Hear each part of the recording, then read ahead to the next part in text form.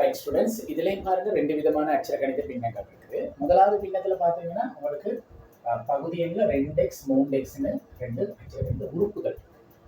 அப்போ இந்த மாதிரியான உறுப்புகள் வரும்போது இங்கேயும் நீங்கள் பகுதி எண்களை சமப்படுத்தணும். இப்போ பகுதி எண்களை சமப்படுத்துறேன்னா இங்கே 2x இங்கே 3x இருக்கனால ரெண்டுக்கும் போமாசி பார்த்தீங்கன்னா எவ்வளோ வரும்னா 6x வரும்.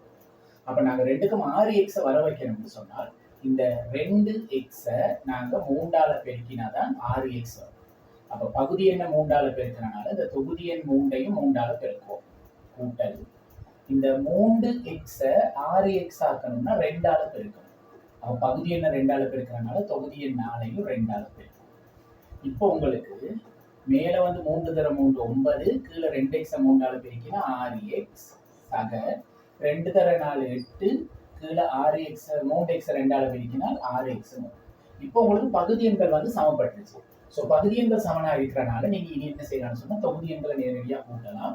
அப்போ கீழே உங்களுக்கு 6x என்ற ஒரு பொதுவான பகுதி எண்களும் 9ஓட 8 கூட்டினால் 17. அது இறுதி விட 17க்கு 6x. இந்த வினாவில் பாருங்க, இது கொஞ்சம் டிஃப்ரெண்டானது. இங்க பகுதி எண்ணில் x சக 2 இருக்குது, இங்க பகுதி எண்ணில் 2x சக 4 இருக்குது. ரெண்டுலையும் கோவைகள் தான் இருக்குது.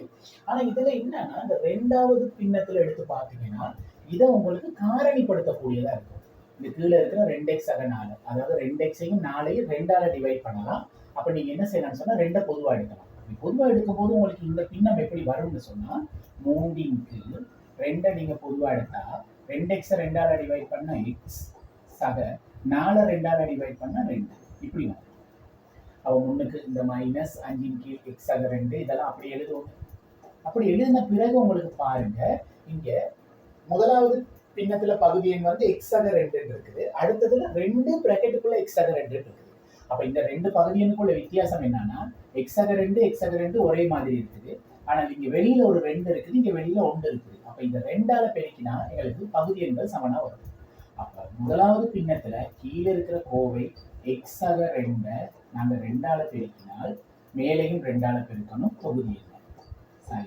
ரெண்டாவது பின்னத்தை அப்படியே வச்சுக்கொள்ளுங்க. 3ன் கீழ் 2 பிராக்கெட்டுக்குள்ள x சக 2. இப்போ உங்களுக்கு பகுதி எண்கள் சமனா இருக்கிறத பார்க்கலாம். 2 பிராக்கெட்டுக்குள்ள x சக 2, 2 பிராக்கெட்டுக்குள்ள x சக 2. பகுதி எண்கள் சமனா இருக்கிறனால ஒரே ஒரு பகுதி எண் எழுதுங்க. 2 பிராக்கெட்டுக்குள்ள x சக 2. இனி மேல பாருங்க 2 10, 10ல இருந்து 3 கழிங்க 7.